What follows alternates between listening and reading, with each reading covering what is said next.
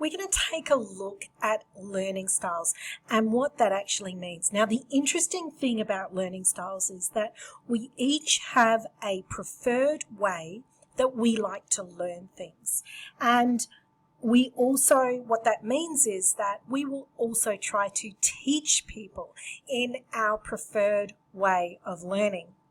It also means that in terms of time management or organisation, we can get stuck when we're not able to learn in our preferred way. We procrastinate and put things off because we're trying to learn something new, and the way that we're trying to learn it doesn't match our learning style. So this is a huge topic, and this is something that teachers will learn or educators. So we're really just going to skim the surface here. This is really just an introduction, but it's really powerful to understand how you can better communicate with others and how you can improve upon your own productivity. So let's have a little look. The most common one is probably visual. Now, what we know is that a lot of people are visual learners, and in fact, it's probably about 40% of the population.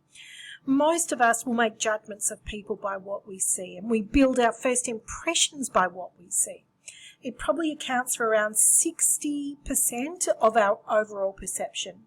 Now, anyone who's a visual learner is obviously going to love these videos, but they will also really respond to body language and facial expressions, and that's probably how they're going to like to communicate. And this greatly assists their learning. So anyone who's a visual learner really understands a lot more with body language and facial expressions.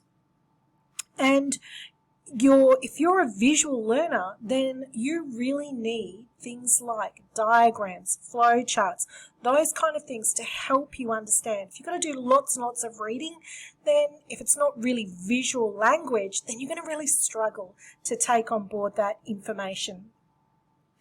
Anyone who is a visual learner loves this kind of language.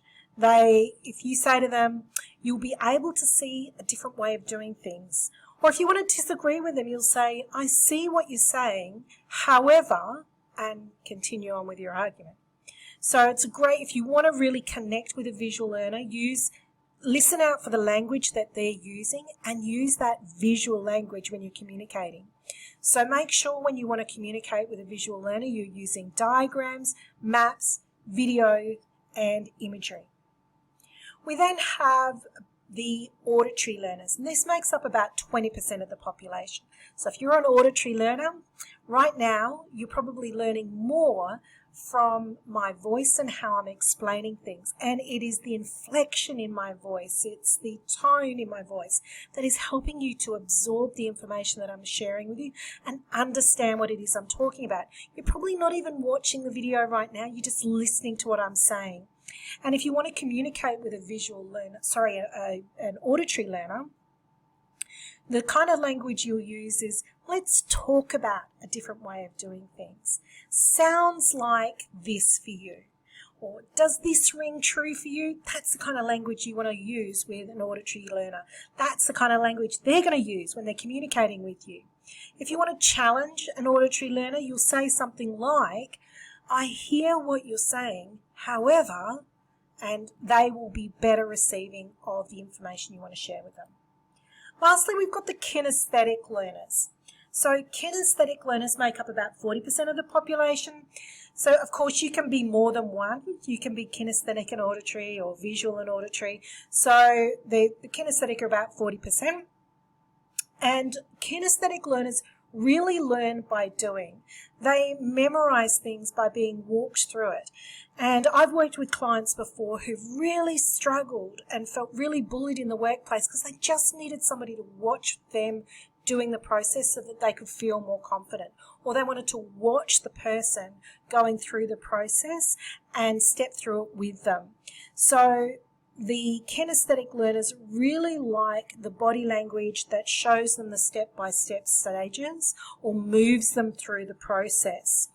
And if you're talking to a kinesthetic learner, you'll be wanting to use language like, let's touch upon.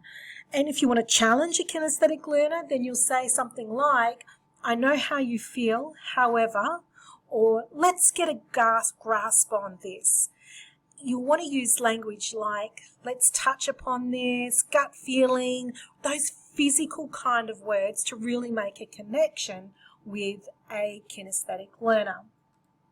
So which one are you? I'm going to encourage you to take the Learning Styles test and see what resonates with you.